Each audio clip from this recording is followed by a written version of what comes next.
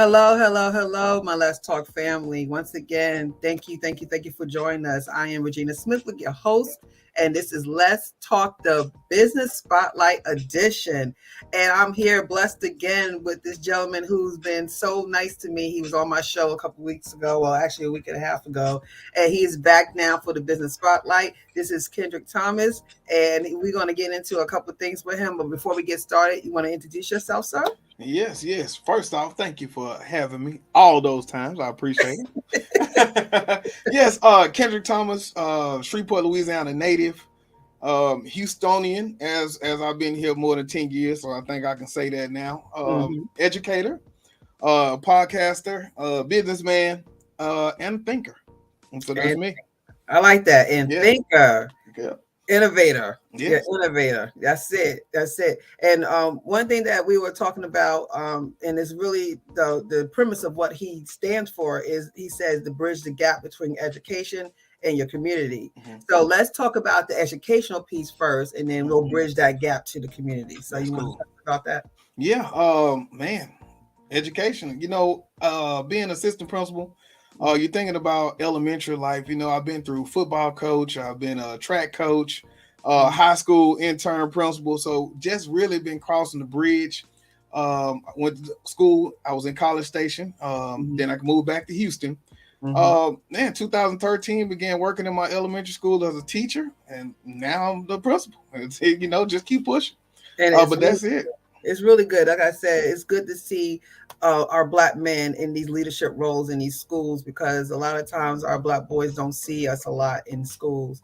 So for them to see you as a black man being a principal in a school gives them, hope, or not just to say, hey, I could do this. I could be a principal in school, So, and then they just look up to, and you could be a father figure to some of these boys who don't have dads at the house with them. So that's a great role. I know that's a lot of responsibility, right? Well, and that's the thing. Since 2014, my first year after working at that school, I created a boys club, and it's called Gentlemen Represent Education and Transition. And so each year we get together with about 25 to 30 boys. And I tell people all the time, and they're amazed. But my first lesson each year is: do you plan on living until you're 21? And if so, what will you be doing? And so we kind of have them to look at those dreams, take it a step out, and then we work our way back in as to, okay, what do you need to do starting in elementary to be able to get to that goal of what you want to be? So that's pretty much it each year. And I know there's a process to get into that program. There's a lot of boys who want to be in the program. All right, say you had to tell some of them they have to try next year, because I guess after it gets too big, it gets more. You know what I'm saying? You can't really have the intimacy like you want with boys, right? Yeah, so we try to keep it to no more than 25. Like I say, 30 will be pushing it, but sometimes as we go through the year, it's just boys who I say you cannot make it without being here, and so we always kind of keep that cushion to push those extra 5 in if need be. Right, because sometimes they can't wait till next year. If they're at that point of their lives, they can't definitely wait. Yeah. So, all right, so let's bridge the gap. So let's talk about the other platforms that you're using to bridge this gap. Yeah. Man, so many. First off, the website, kttv.com. So that's where we house a lot of the videos, a lot of the speaker information, anything that you want to do. But then on top of that, we got the videos on the YouTube. So I've been able to amass, like we have 6,000 subscribers now. So we're just pushing on the YouTube. Of course, we got the Anchor. So we got Apple, we got Pandora, all those places. And the good part is it's always something that's really informative or giving you something that you can take away from and really use through each podcast. Yeah, and the podcast, ladies and gentlemen, I was actually a guest on his show, on one of his podcasts, and we talked about health and gastric bypass, and it was a great show. It's informative, and I can tell that the people that you have listening to you, you have a different array of topics that you talk about, and you have certain days you talk about certain things. So that's a great thing to tune in to. So you're concerned about the health, the education, the mentoring program. I know you have a mentoring program as well, right? Yeah. So what we're doing, January 10th, right? I said that I wanted to take the podcast in person. So I invited about 7 to 10 guys. I had a friend of mine who owns a barbershop. So we had the barbershop. We set up audience chairs. We had about 30 to 40 people in the audience. We did free COVID testing. We did a bunch of giveaways, just so many things that we had, but it was all to create neighborhood mentorship. So now those guys who I had that said that we're willing to show up, our next meeting will be this month, and we're going to kind of set up a community event where we can invite middle school boys all the way up to high school, and they'll be able to sign up for the mentoring programs, but we'll also have events going on for the family as well. So getting ready to kind of bridge that out from inside the school to outside, inside of the community. I like that. That's always been the thing, the barbershop. But lately on like YouTube, I've been seeing people doing actually they shows in the barbershops and they're sitting around. Like LeBron James has one. Another rapper called Math. He does one. So it's really cool how they do that. And then now you're kind of doing it with audience setting. Yeah. So that's something you could do on a regular basis and have people come in. So I like that. That's a good idea. It was fun too. Yeah, I know it was. Yeah, it was fun. I know it was. I saw you lately talking. It looked like you was in a gymnasium or something, or you was at a, So was that another program, or that was just a speaker? No. What actually that was. I did a reel, but it was from it's called the Business Expo. And so what we did was we had so many businesses that signed up, whether it was health and wellness. My friend, he owns a gym. And so then a lot of people were for wellness or health or even financial business, but all of those pieces. And so he gave us a few minutes because I come there and I just come in and take footage for him, record and kind of talk to people to kind of get businesses out. That's the goal. So yeah, he had me up and I had a chance to kind of talk to the audience, the crowd about the business and what we doing. So that was it. Yeah. And do you have any other items or products of merch or anything that you have on your website? Oh yeah, for sure. So we got a few books. I have the ebook warehouse, which is on my website. And so there we're kind of populating it with ebooks, whether it's for fitness. We've been doing a lot with the cryptocurrencies, wellness. We kind of talk about like powerful foods that we can eat to kind of maintain our diet. So many books on there that we try to give you really an array. Of course, we have the merchandise that we're selling through there. And then we also have right now a course or two courses. So one is how to create a profitable podcast. And the other one is simply how to learn more about just the simple parts of cryptocurrency. Yeah, and that's popular right now. That's so popular right now. So I don't know. Did I tell you about my podcast book? Oh no, what you got? I didn't tell you about that. Well, let me show you. Hey. So I have a powerful podcast journal, and it's for you to be able to write out all your podcasts. It has them organized in a book. So all your episodes, it has everything from your episodes, your topics, your giveaways, things you could do better, the times that your segment times, you can write your segments out. It just keeps all your episodes in your book, in your journal. So you can always go back to refer back to all your shows. So I have that on Amazon right now. Yeah. So and that's powerful too. Yes, it is. So when you have the you were talking about what you're doing, I was like, okay, well, I have a book for it too, a journal. So I think it's really important to keep everything, especially organized, in that way, so you'll be able to, go back and refer to and see your growth too. When you start a podcast and kind of see how you grow in your guests and everything else. I think it's kind of cool. And the good part is that the same concept. The pieces don't change too much. Like for instance, my Wellness Wednesday, there's certain questions that will be specific to that guest, but then at the same time too, there are certain questions where you say these are applicable to everybody because you figured out how to make those questions differentiated. So even if it's the same question, I expect a different answer because this is just for you or tailored to you to talk about your business. Exactly. That makes sense. That makes a lot of sense. So as you say that, I'm going to ask you a couple questions now. Hey. Yes. Good subway. There you go.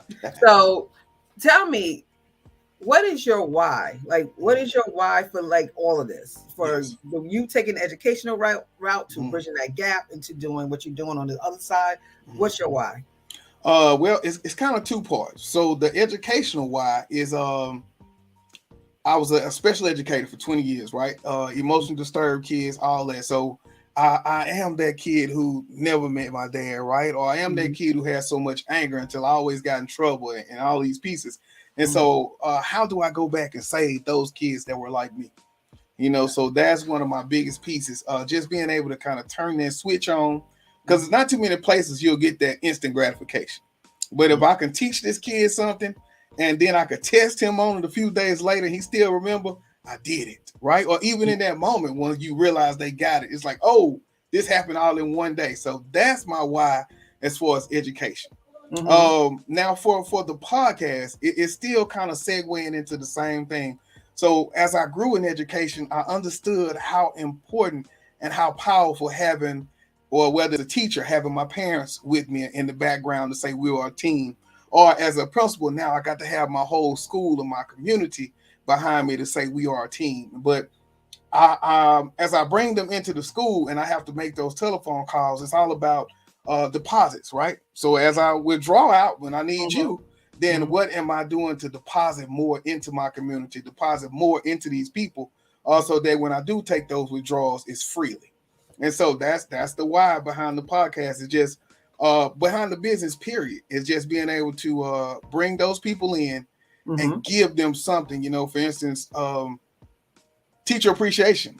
I was able Mhm. to reach out to parents who were able to come on to the podcast to kind of talk about the importance of teachers, and it was teachers that were right, parents right in my school, right, and so then I was able to give personal shouts out, or she was, to those teachers of her kids, you know, so just making it meaningful like that.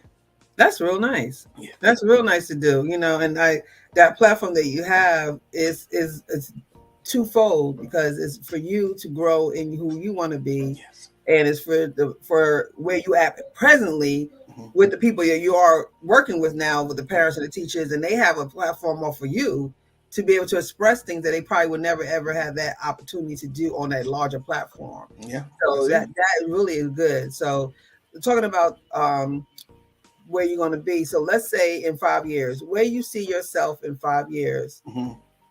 Man, that's a good one. In 5 years, most definitely. I don't know, right? Because things are changing, the business is taking off. So I want to. The goal is to ultimately leave just the campus and be able to be a speaker at these schools to kind of bring Mhm, that knowledge to other teachers, to parents, to community centers of just mhm, what does it take to create that successful child, and not just in school, but that whole child.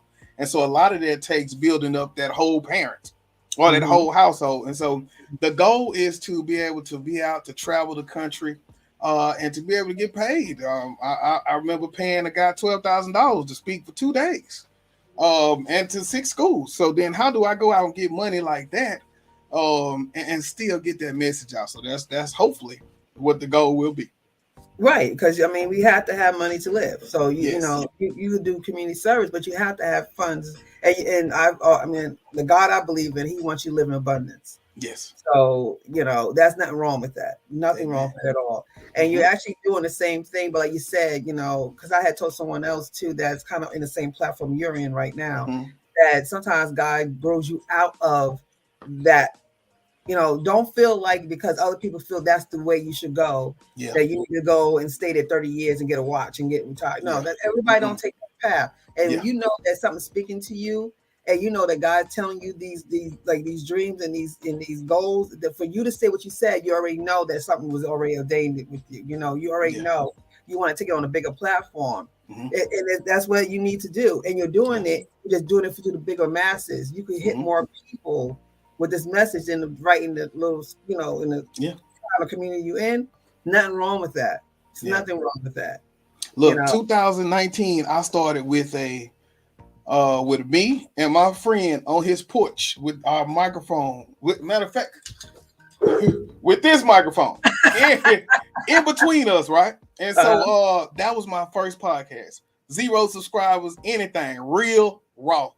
Because Mhm. I lost my brother to suicide. I lost another Oh. friend of mine very close within a 10-day span. So I grieved Woo. all June. July 1st was my birthday, and I said, I'm getting this out, right? I'm going to talk to people, and I'm going to Mhm. help somebody because I need it. And so that's Mhm. what happened. I started the podcast to just get this message out. And since then, staying consistent, staying diligent. And here we are. And you know what? And I believe that because I feel this is therapeutic for me. I help others, but it's helping me. Yeah. Just talking to people like you and learning little nuggets and things, it kind of helps me become a better me, Mm-hmm. to be able to be a better podcaster, better talk show host, a better motivational speaker. You know, that's my goals too, to do motivational speaking on that platform. And that's what I'm going to do. And I will be doing it. Yes. And it is needed. And it's a lot of opportunity out here for this. You Yeah. know, the world is very big. Mm-hmm. Everything don't have to happen in your backyard. That's You can it. go, you go a lot of places that you probably never thought of that needs you. Yeah. So Look, I always, have mhm. I got so much viewership in Ireland, I right? had That Germany. yeah, and so that's it. Like I talked to my boy Dave. So we talk all the time. He's a gym owner over there. So we have a lot of conversations, but it's just him being able to help expose me to so many places. I think, like I say, we pushing at least about 20 countries now. And so then Right. it's just getting the information out. So so we're gonna do something, all right? We're Yeah. gonna keep that accountable. So when you get over there, Ireland, I need you to tell me because I want to come in and speak too. Yeah. Yeah, that's it. I All will. right. It's just about buying the ticket. When I get to Germany, I'm gonna tell you, let's go. We gotta go to Germany, gotta go speak. Yeah, All that's it. right. I'm down. All right. We'll keep each Yeah. other accountable. That's how you make growth happen, right? Yes, that's it. All right, good. So what are you currently working on right now that you want Mhm. the audience to know about? Basically we really are pushing just this podcasting course, right? Because I feel like it's so important because a lot of people are doing it, Mm-hmm. and man, you can get paid off of it, right? If you do the right things. And so get your message out, helping people grow their audience who want to be able to already get into it, but not only growing your audience, but teaching people how to get those sponsors, how to get just those contracts to be able to put your podcast on different places. So that's what we've been really working on. And inside of the community, like I say, being able to set up those mentorships where we have Black men simply working with young men, right? And so whether that looks like, I had one friend who got a sprinkler service. And he said, well, man, I could set up an internship where I'm teaching boys about this, you know. So that's what we've been doing, because I had a 17-year-old that I couldn't connect with because I wasn't a basketball player. Right. So, but that was his thing. So I know on the court is where we get to have those conversations. But then how do I build that network around me of somebody I can call who got the same demeanor as I do, that wants to see the best for this young man that can hoop? So then that's what I've been working on, building that network of Black men. I know. Wouldn't it be great? You had like a Black man conference, have a bunch of male speakers. I did. Well, I mean, like on the podcast kind of, you know what I'm saying? Yeah. Oh, well, that's what it was. So last year, it was a virtual conference that I did. That was a virtual conference. Okay. Yeah, okay. reclaiming our it was reclaiming our community. But it was so many Black men. We talked about health, we talked about relationships. Look, I had two preachers up here as I was moderating, and them boys were talking about relationships. I was like, when I tell you, them boys, man, we want to go to church. They said she got to see the God in you. I said, man, look. Let me go ahead. Let me go down. Let me go get up in this church house. You know, so did that. But then like I said, January 10th, this was all Black and Hispanic men, because that's our community that we're serving. And so then it was just getting them guys as we were face to face. It was kind of like a conference because we had them going through, but we still had our audience too. And they were even chiming in about what was going on. So everything was good. Nice. Yeah. You have a lot going on. That's very good. So tell me, give me a defining moment in your life, like something that kind of triggered you to do what you're doing now. What moment would that be? Yeah. The biggest piece for me was the defining moment was when I decided to move to Houston. I had just came back in. I went to school in Beaumont, Texas. And I was just coming back home, right? But I was still in the streets, kind of not the man that I am today. As this was like when I was 22, 23. I was 23. And so my friend had just moved to Houston. Some kind of way, like God is amazing. I would say that. I hung out with this guy's little brother. That was who my friend was. It wasn't him. But Mm-hmm. for some reason, he said, man, I need some help coming down to dig a trench to run electricity for my in-laws. Don't Mm-hmm. know how I end up coming, but that was that part in July, right? So now I done came down, I done met the in-laws, all this stuff. Fast forward to September 3rd, 2003. 4 days before that, the school I was going to, mom had carpal tunnel surgery, so I'm holding down the household. And I had to make a decision. The school told me, either you're gonna pay for all your class tonight, or we're gonna have to drop you because ain't no financial aid coming in right now, and you at the deadline. So I called him. I said, man, I don't know what to do. He said, man, you can come down here, finish school. He told me that Thursday, that Tuesday, September 3rd, 2003, I moved to Houston, and I have not been back. So in Ooh, 4 days, I decided to change my life, and I moved here with a high school diploma and $1,000. And we've been going since then. Fast forward, master's degree, everything. Like it was wow. yes.